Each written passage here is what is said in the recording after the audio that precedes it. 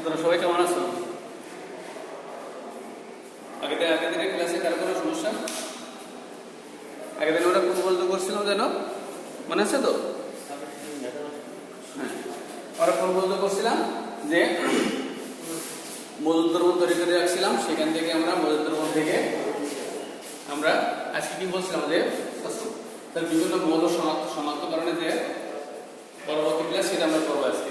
তাহলে মজুদ দ্রব্য থেকে আমরা শুরু করে মজুদ দ্রব্য আগের দিনে ক্লাসে যদি কারো কোনো সমস্যা না থাকে, যদি সমস্যা থাকে তাহলে বলো, না থাকলে আমরা পরবর্তী কি বলছিলাম যে ওই মজুদ দ্রব্য এখানে রেখে দিয়েছিলাম, ওই মজুদ দ্রব্য থেকে এবার অল্প অল্প নিব আর বিভিন্ন মৌল শনাক্তকরণ করবো।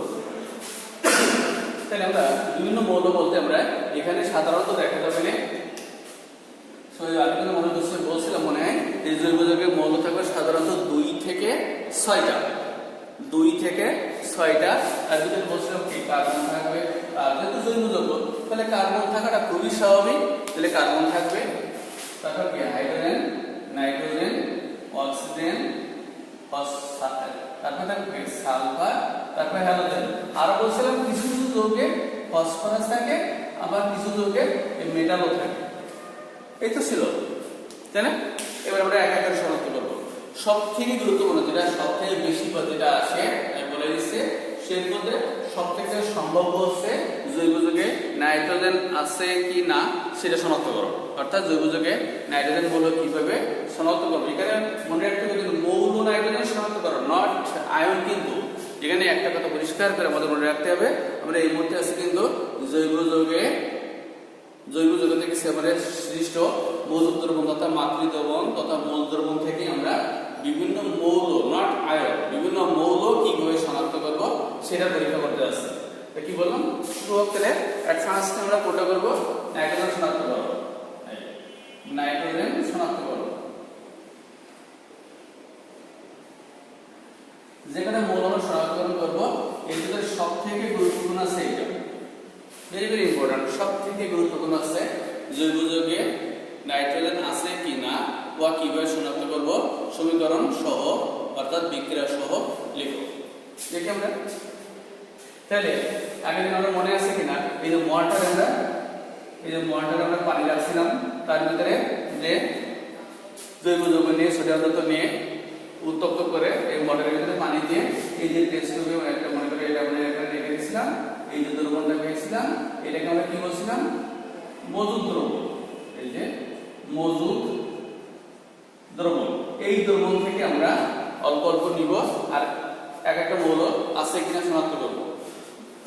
তাহলে এখানে যে জিনিসটা আমাদের বিশেষভাবে মনে রাখতে হবে, এই যে আমরা এখানে যে যখন ওই কিষাণ টিউবে জৈব যৌগের সাথে সোডিয়াম ধাতু নিয়েছিলাম, এমন যদি হয় ওই উক্ত জৈব যৌগের সাথে সব সোডিয়াম ধাতু বিক্রিয়া করি নাই, অর্থাৎ কিছু সোডিয়াম যদি অবিক্রিয়া অবস্থায় অর্থাৎ বিক্রিয়াবিহীন অবস্থায় থেকে যায়, তাহলে আমরা কি করব, তাহলে ওই তখন হয় কি ওই সেই সোডিয়াম আর এই এর ভিতরে আমরা নিয়েছিলাম মর্টার ছিল কি পানি, প্রথম ধাপে কি হবে, এই সোডিয়ামের সাথে ওই পানির বিক্রিয়া হবে, বিক্রিয়া হলে তৈরি হবে কি সোডিয়াম হাইড্রোক্সাইড আর হাইড্রোজেন গ্যাস।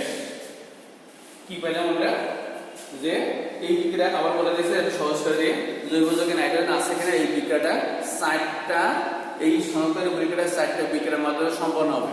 প্রথম বিক্রিয়া কি বললাম, সোডিয়াম ধাতু ওয়াটারের পানির সাথে বিক্রিয়া করে কি তৈরি হচ্ছে, সোডিয়াম হাইড্রোক্সাইড আর হাইড্রোজেন গ্যাস, তাই তো? এই হাইড্রোজেন গ্যাস থাকলে ওখানে ওই সোডিয়াম ধাতু নিয়ে আসবে, ওই সোডিয়াম হাইড্রোক্সাইড নিয়ে আসবে, এর সাথে আমরা যোগ করব ফেরাস সালফেট। তাহলে তৈরি হচ্ছে এখানে কি সোডিয়াম সালফেট আর ফেরাস হাইড্রোক্সাইড। যেহেতু এখানে ফেরাস সালফেট হাইড্রোজেন 2, এখানে ফেরাস হাইড্রোক্সাইড হাইড্রোজেন 2 থাকলো, ওই যে ফেরাস হাইড্রোক্সাইড আমরা বুঝতে পারছি কিনা এই বিক্রিয়াতে। আর এখান থেকে এই প্রথম বিক্রিয়াটা আমরা বিশেষভাবে মনে রাখবো যে একটা সূত্রই বলে দিয়ে মনে রাখলে অনেক উপকার হবে পরবর্তীতে। পানির সাথে যদি আমরা কোনো ধাতুর বিক্রিয়া দিই তাহলে তৈরি হবে সেই ধাতু হাইড্রোক্সাইড প্লাস হাইড্রোজেন গ্যাস, অর্থাৎ যদি বলে কি আমরা হাইড্রোজেন গ্যাস কিভাবে প্রস্তুত করব বা তৈরি করব, তাহলে আমরা কি করব, একটা সহজ বিক্রিয়া বা সূত্র বলে দিচ্ছি যে পানির সাথে যে কোনো ধাতু দিলে কিন্তু আর হবে না, কারণ আমরা জানি যারা দুর্বল সক্রিয় অর্থাৎ কম সক্রিয় সেই ধাতুগুলো কিন্তু পানির সাথে ভালো বিক্রিয়া করবে না। এই জন্য আমরা অধিক সক্রিয় একটা ধাতু যেমন সোডিয়াম একে আমরা পানির সাথে বিক্রিয়া দেবো, দিলে ওই যে ফর্মুলাটা প্রয়োগ করে দেবা যে ধাতুর অক্সাইড ধাতু প্লাস পানি তৈরি হবে কি ধাতু হাইড্রোক্সাইড প্লাস হাইড্রোজেন গ্যাস, সেটা এখানে তৈরি হবে। ওকে, এই যে সূত্র আমরা মনে রাখবো কি ধাতু প্লাস পানি ইকুয়াল ধাতু হাইড্রোক্সাইড প্লাস হাইড্রোজেন গ্যাস। ওকে, এই যে ধাতু হাইড্রোক্সাইড ওইটা নিয়ে একটা বিক্রিয়া এনে এর সাথে যুক্ত বিক্রিয়া দিলাম কি ফেরাস সালফেট। এটা আছে ফেরাস সালফেট, এখানে একটা শর্ত থাকবে কিন্তু ফেরাস সালফেট এটা কিন্তু সদ্য প্রস্তুত করেই ব্যবহার করতে হয়। কারণ সদ্য প্রস্তুত বলতে মানে আর কি বুঝলেন, মানে কেবলই তৈরি করা হলো না, মানে মাত্রই প্রস্তুত করা হলো। কেন? কারণ আমরা যদি আজকে আমরা ব্যবহারিক কাজটা করবো যে এই মৌলটা শনাক্তকারী পরীক্ষাটা আজকে করবো, তারপর যদি গতদিন ফেরাস সালফেটটা তৈরি করে রেখে দেয় তাহলে কাজটা কি সহজ হবে না? হ্যাঁ, কাজটা সহজ করতে গিয়ে দেখা যায় ওই কাজটা মোটে হবে, কারণ আমরা জানি ফেরাস সালফেটের আয়নের যোজন কত 2, আর আমরা আবার এও জানি ফেরাস সালফেটের সর্বোচ্চ যোজন কত 3। ফলে ফেরাস সালফেট তৈরি করে রেখে দিলে ও যদি বাতাসের সংস্পর্শ পায় তাহলে বাতাসের অক্সিজেন দ্বারা বাতাসে বিভিন্ন মৌল থাকে তো বা বিভিন্ন উপাদান থাকে, নট অনলি মৌল, বিভিন্ন উপাদানের একটা আছে অক্সিজেন। আমরা জানি অক্সিজেন অত্যন্ত শক্তিশালী দ্বারা সেই অক্সিজেন দ্বারা ফেরাস সালফেট জারিত হয়ে ফেরিক যৌগে পরিণত হয়ে বসে থাকবে। কিন্তু আমার তো পরীক্ষায় লাগবে ফেরাস সালফেট, ফলে ফেরিক সালফেট যদি আমি যোগ করি আমি বুঝতে পারলাম না, তখন যোগ করে দিলাম মনে করছি ফেরাস সালফেট, কিন্তু যোগ হয়ে গেল কি ফেরিক সালফেট, তাহলে কিন্তু ওই বিক্রিয়া থেকে আমাদের আশানুরূপ রেজাল্ট আসবে না। বুঝতে পারছি? সেই জন্য এখানে আমরা এটা কি সদ্য প্রস্তুত এরকম লেখা থাকবে, কিন্তু সদ্য প্রস্তুত ফেরাস সালফেট নিলাম। আমরা জানি সালফেটের আয়ন সংখ্যা 2 যেহেতু এই যৌগটা নিরপেক্ষ তাহলে অবশ্যই আয়নের আয়ন সংখ্যা এখানে 2+, তাই তো? অন্যদিকে হাইড্রোজেনের আয়ন সংখ্যা তো মাইনাস, তাহলে যেহেতু যৌগটা নিরপেক্ষ তাহলে কি সোডিয়াম প্লাস, এবার এই প্লাসটা চলে যাচ্ছে এর মাইনাসের কাছে আর এই প্লাসটা চলে আসছে এর মাইনাসের কাছে। এখানে সোডিয়াম মাইনাস যদি কত 1 আর সালফেটের যদি কত 2, এই সালফেটের যদি এই সোডিয়ামের গাড়ি করছে আর সোডিয়ামের যদি আমরা যদি লেখা রাখি না। অন্যদিকে ফেরাস আয়নের যদি কত 2 আর হাইড্রোক্সাইড আয়নের যদি কত 1, এই 1 মাইনাস আমরা জানি যার প্লাস মাইনাস যত তার যোজনী কিন্তু তত, আর মানে সংখ্যাটাই কিন্তু যোজনী, আর ওই সংখ্যার সাথে প্লাস বা মাইনাস যুক্ত থাকলে তাকে বলা হয় জারণ সংখ্যা। তাইলে মানে এই বিক্রিয়া দেখো এখানে আমরা যদি বিক্রিয়াকে প্লাস মাইনাস এই শনাক্ত করতে পারি তাহলে কিন্তু উৎপাদ লেখাটা অত্যন্ত সহজ, খুব সহজে আমরা উৎপাদটা লিখে দিতে পারবো। ঠিক আছে, এবার আসো এখানে তৈরি হতে ফেরাস সালফেট হাইড্রোক্সাইড ওটা নিয়ে আসো, এই ফেরাস হাইড্রোক্সাইড। এবার মনে আছে কিনা আগের দিন যখন আমরা মজুদ দ্রব্য তৈরি করেছিলাম মনে থাকার কথা যে যখন সোডিয়াম যদি যুক্ত করে জৈবিকের সাথে উত্তপ্ত করেছিলাম তাহলে বিভিন্ন মৌলের সাথে সোডিয়াম ধাতু বিক্রিয়া করে বিভিন্ন ধরনের যৌগ তৈরি করে বসেছিল, মনে আছে তো? তো যদি নাইট্রোজেন থাকে জৈব যৌগে, মনে আছে কিনা, যদি জৈব যৌগে নাইট্রোজেন থাকে তাহলে এই নাইট্রোজেন থাকলে সেই জৈব যৌগটা সোডিয়ামের সাথে বিক্রিয়া করে কি তৈরি হয়ে বসেছিল? কেউ সোডিয়াম সাইনাইড মনে পড়েছে? যদি জৈব যৌগে নাইট্রোজেন থাকে তাহলে সোডিয়াম ধাতুর সাথে বিক্রিয়া করে কি তৈরি হয়ে বসে আছে? Sodium cyanide. তাহলে আমরা এবার কি করব, যদি নাইট্রোজেন থাকে তাহলে আমরা মনে করব কি এটা সোডিয়াম সায়ানাইড রূপে আছে, তাই এই ফেরাস হাইড্রোক্সাইডের সাথে আমরা কি যে বিক্রিয়া দিছি সোডিয়াম সায়ানাইড দিলে তৈরি হচ্ছে কি দেখো Na4 FeHCN6। কেউ এই দুটোর নাম কেউ বলে দিচ্ছে, মনে রাখো সোডিয়াম ফেরোসায়ানাইড। এই দুটোর নাম কি বললাম? Sodium ferrocyanide. ওকে, আর তৈরি হবে কি? আর তৈরি হবে না এই পানি, এই যে সোডিয়াম ফেরোসায়ানাইড তৈরি হলো, এই সোডিয়াম ফেরোসায়ানাইড নিশ্চিত কিন্তু একটা জটিল যৌগ। তাহলে এবার তারপর প্রশ্ন আসতে পারে যে জটিল যৌগ কাকে বলে, ওরা কিভাবে সৃষ্টি হয়, এটাতে ডিফারেন্ট একটা বিষয়। আমরা কোন একটা ওর উপরে একটা আমাদের স্পেশাল ক্লাস হবে যে জটিল যৌগ কাকে বলে, কিভাবে তৈরি হয়, বলতে কি বুঝি, উদাহরণ সব বিশ্লেষণ ব্যাখ্যা সব ইন্ডিভিজুয়াল একটা আমরা ক্লাসে এটা ডিপলি আলোচনা হবে। শুধু একটা ক্লু দিয়ে রাখি তোমাদের যে ছাত্র বলে না জটিল যৌগ, স্যারই বুঝলো কি করে বা জানলো কি করে, হয়তো আমি জানি তাই অভিজ্ঞতা আলোকে, কিন্তু তোমরা বুঝলো কি করে। আজকে থেকে আমি একটা ক্লু দিয়ে দিচ্ছি, এরপরে কোনো যৌগ দেখলে আমরা চিনতে পারবো এটা জটিল যৌগ কিনা, অর্থাৎ কমপ্লেক্স কম্পাউন্ড কিনা। কি গুলো, যদি দেখো কোনো যৌগে এই তৃতীয় বন্ধনী, এই যে থার্ড ব্র্যাকেট অর্থাৎ তৃতীয় বন্ধনী থাকে, তাহলে নিশ্চিত থাকবা যে ওটা জটিল যৌগ। ওকে, শুধু এই ক্লুটা মনে রাখবা। এবার ঠিক আছে, আমি পড়া সোডিয়াম আছে সাইডটা, এবার সোডিয়াম আছে সাইডটা,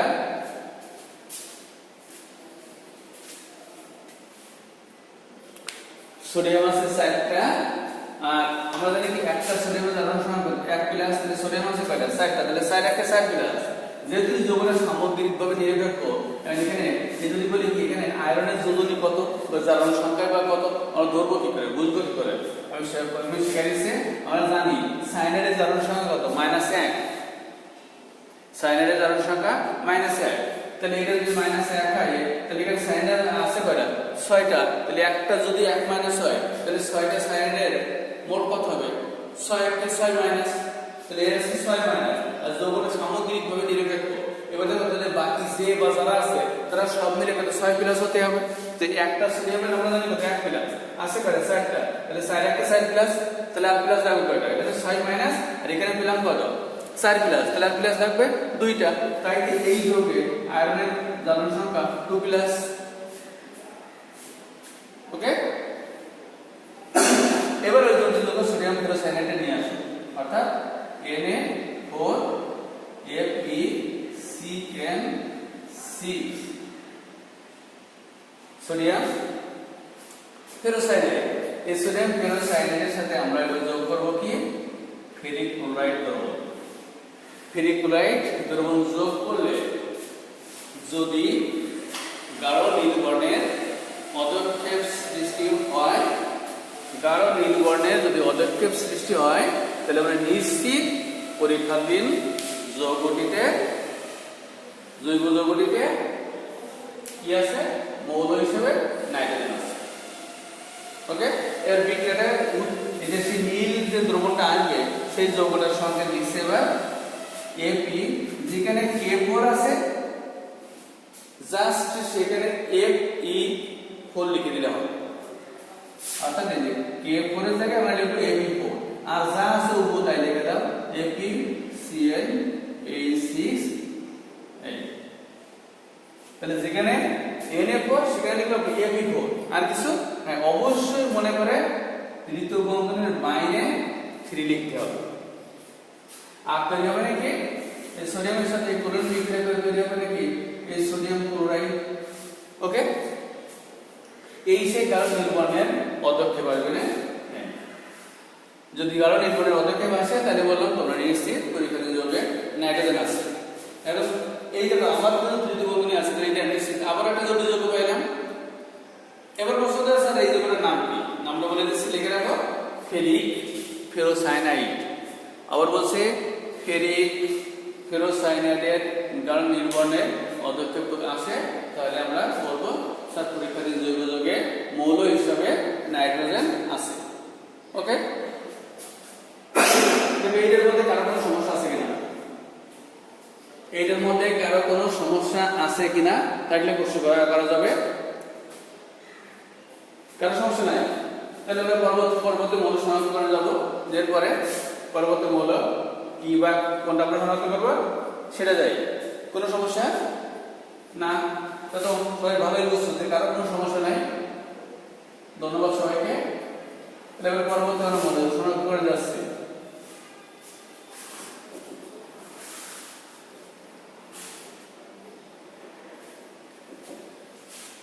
এবার নতুন করে একটা পরিষ্কার করে আমরা যে আগে থেকে পরিষ্কার করে কয়েকটা টেস্ট টিউব রেখে দিচ্ছি, সেই টেস্ট টিউবে একটা পরিষ্কার টেস্ট টিউবে এই মধু দ্রবণ থেকে আর অল্প একটু নাও নিয়ে আমরা কি শনাক্ত করবো, আমি লিখে দিচ্ছি। আমরা 2 নম্বর শনাক্ত করতে আসছে সালফার।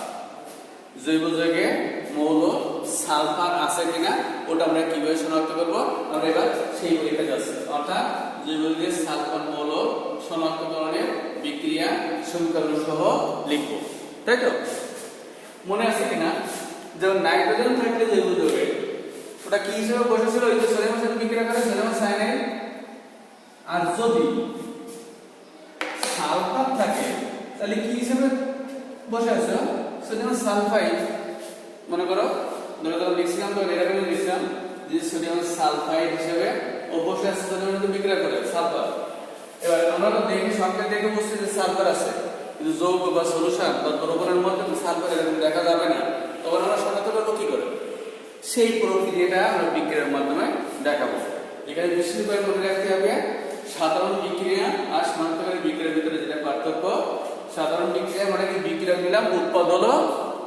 ওটা সাধারণ বিক্রিয়া এখানে বৈশিষ্ট্যের কোনো প্রয়োজন নাই কিন্তু শনাক্তকারী বিক্রিয়া হলো আমি বুঝবো কি করে যে এটা এর সাথে এর বিক্রিয়া করছে অর্থাৎ এখানে হয় বর্ণ আসবে তাহলে গন্ধ আসবে তাহলে অদক্ষেপ সৃষ্টি হবে এসবের মাধ্যমে এসব দেখে কিন্তু আমি মন্তব্য করতে পারবো কারণ আমরা জানি এর সাথে বিক্রিয়া করে এই কালার আসে নাহলে এই অদক্ষেপ আসে নাহলে এই বর্ণ আসে ওকে তাহলে আমরা সালফারে যাই তাহলে কি আছে যদি সালফার থাকে তাহলে সে কি হিসেবে বসে আছে সোডিয়াম সালফাইড করে বসে আছে দেখো তো আমরা একটা সংকেত শিখে আসি আগে সি বা মনে করে আসি CH3COOH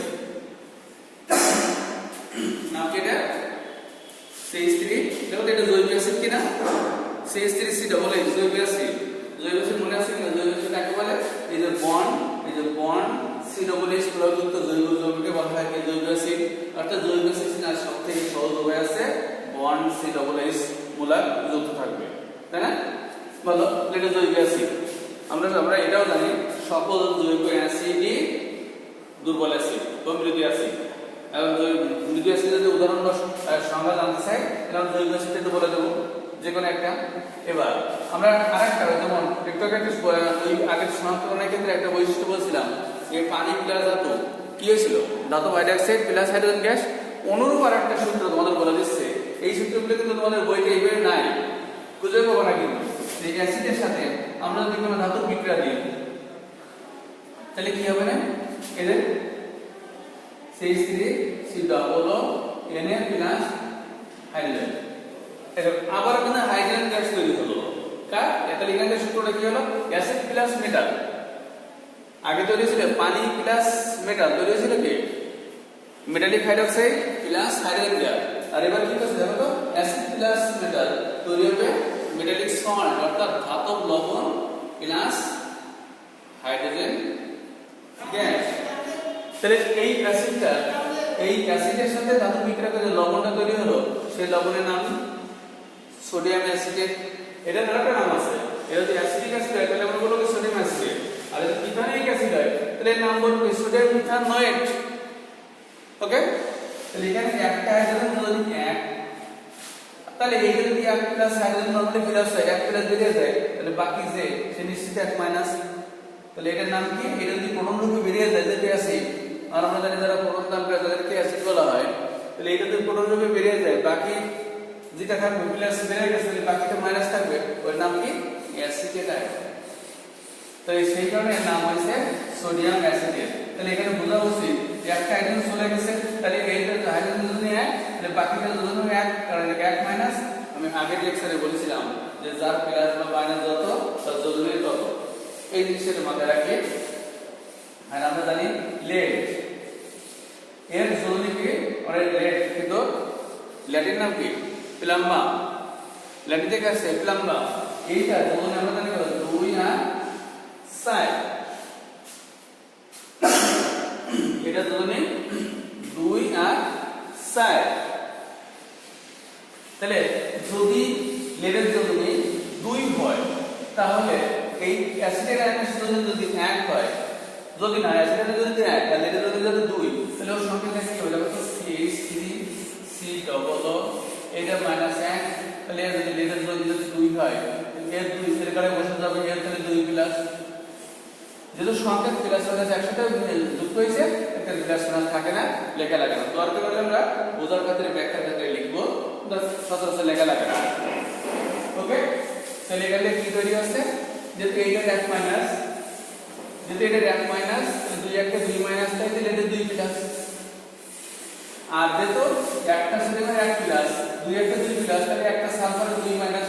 দেখো এরকম বিক্রিয়াটা আমরা প্লাস আর মাইনাস আইডেন্টিফাই করতে পারি, তাহলে উৎপাদন কিন্তু খুবই সহজ হয়ে যাচ্ছে। যেমন এই সোডিয়াম প্লাসের সাথে এই অ্যাসিড মাইনাস আর এই সালফাইড মাইনাসের সাথে এই লেড প্লাস যুক্ত করে দাও, তাহলে কি তৈরি হচ্ছে এখানে এই PbS এর, বুঝতে পারছো? এই যে দেখো সালফাইড কিন্তু 2 মাইনাস আর লেড 2 প্লাস, তাহলে বিক্রিয়াটা কত সহজ হয়ে যাচ্ছে। অর্থাৎ লেড সালফাইড এর এই এই কালো বর্ণের যদি পদক্ষেপ তৈরি হয়, তাহলে আমরা একদম নিশ্চিত পরীক্ষাতে যৌগে জৈব যৌগটিকে মৌল হিসেবে সালফার আছে। তাহলে আমরা জানি সালফার যুক্ত যৌগের সাথে আমরা যদি লেড অ্যাসিডের বিক্রিয়া দিই, তাহলে লেড সালফাইডের কালো পদক্ষেপ তৈরি হয়। তো তোমরা আগে জানি দিলাম সেই লেড অ্যাসিড কালো থেকে আসছে, তাহলে আমরা নিশ্চিত পরীক্ষাতে জৈব যৌগে সালফার মৌল আছে। আরেকটা জিনিস তৈরি হবে কি, এই সোডিয়ামের সাথে অ্যাসিড বিক্রিয়া করে তৈরি হবে এই সোডিয়াম অ্যাসিড। ওকে, কারো কোনো সমস্যা? এখানে কিন্তু দেখো একটা স্টেপ, একটা বিক্রিয়া একটা স্টেপ, আর আগেরটা কিন্তু নাইট্রোজেন সংক্ষেপণের বিক্রিয়া ধাপ ছিল কিন্তু মোট 4টা, আর সালফারের ক্ষেত্রে মাত্র একটা। বলে এটা একটু তুলনামূলকভাবে সহজ আছে, আগেরটা সহজ কিন্তু বিক্রিয়ার ধাপগুলো একটু বেশি। তাহলে আমরা আজকে মৌল শনাক্ত করলাম কয়টা? 2টা। কারো কোনো সমস্যা? যদি সমস্যা নেই যেহেতু সবাইকে ধন্যবাদ। আর তারপরে যদি বাসায় প্র্যাকটিস করতে গিয়ে কারো কোনো সমস্যা মনে হয়, কোনো বিক্রিয়া কোথাও বুঝিনি বা বিলাস না যদি কারো কোনো সমস্যা মনে হয়, তোমরা অনলাইনে স্যারের সাথে যোগাযোগ করো। অবশ্যই আমি নেটে থাকলে অনলাইনে থাকলে তোমাদেরকে সাহায্য করবো। সবাই ভালো থেকো, সুস্থ থেকো, আর করোনার স্বাস্থ্যবিধি মেনে চলো। সবাইকে ধন্যবাদ। বেশি বেশি লেখাপড়া করো।